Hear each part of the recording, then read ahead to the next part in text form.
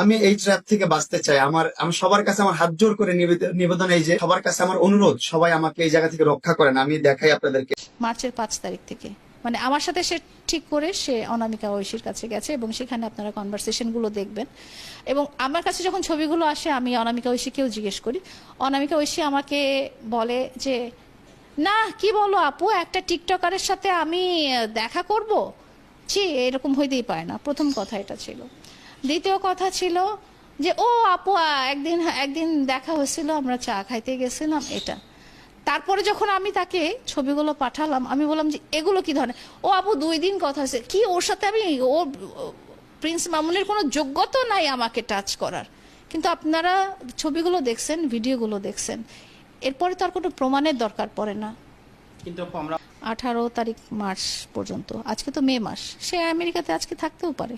এবং কোন মেয়ের সাথে চেহারার মিল আছে কি নাই সেটা জাস্টিফাই করার আমার তো কোনো দরকার নেই। এখানে অনামিকা ঐশী না হয়ে এখানে যদি ক্যাটরিনা কাইফও হয়, ঘটনা তো একই। আমার কাছে ওই ব্যক্তিটা কেউ না, অনামিকা ঐশী আমার শত্রু না, আমার পরিচিতও কেউ না। আমার কাছে ঘটনাটা হচ্ছে, আমার কাছে বিশ্বাস ভঙ্গটা করা হয়েছে এই 2 মাসের মধ্যে, যখন আমরা প্যাচ আপ করে ফেলেছি। সে যদি, আমি যখন ছিলাম না, সে যদি এই ঘটনাগুলো তখন করত, তাহলে আমার কোনো কিছু বলার ছিল না। তখন আমি বলতে পারতাম যে ঠিক আছে, আমি তোমার লাইফে নাই, তুমি ছেলে মানুষ, তোমার ফিজিক্যাল নিডস থাকতে পারে, মানসিক নিডস থাকতে পারে, তুমি কারোর সাথে প্রেম করতে পারো। কিন্তু এটা হয়েছে এই 2 মাসের মধ্যে। এবং অনামিকা ঐশী আজকে আমেরিকাতে থাকতেই পারে, এবং অনামিকা ঐশী না হয়ে সেটা অন্য কেউ হতে পারে। এখানে অনামিকা ঐশী বলে আমার কাছে কোনো ফ্যাক্টর না। আমার কাছে ফ্যাক্টর হচ্ছে যে এখানে প্রিন্স মামুন আমার সাথে বিশ্বাসঘাতকতা করেছে অন্য একটা মেয়ের কারণে, এবং অন্য একটা মেয়ে জেনে শুনে সে দেখেছে, পৃথিবী সারা দুনিয়া দেখেছে যে প্রিন্স মামুনের সাথে 1 তারিখ মার্চে আমাদের প্যাচ আপ হয়ে গেছে।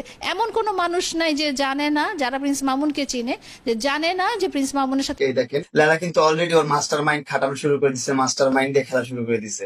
ওর প্রিভিয়াস যে লাইফ গুলা, ওর 45 হইলে আমার এই যে, আপনি হিসাব করেন না, আপনি আমার 2004 সালে যদি জুলাই 1 ডেট হয়, তাহলে আমার হিসাব করে না করা কতদিন ডেট হয়েছে, কতদিনের ব্যবধান।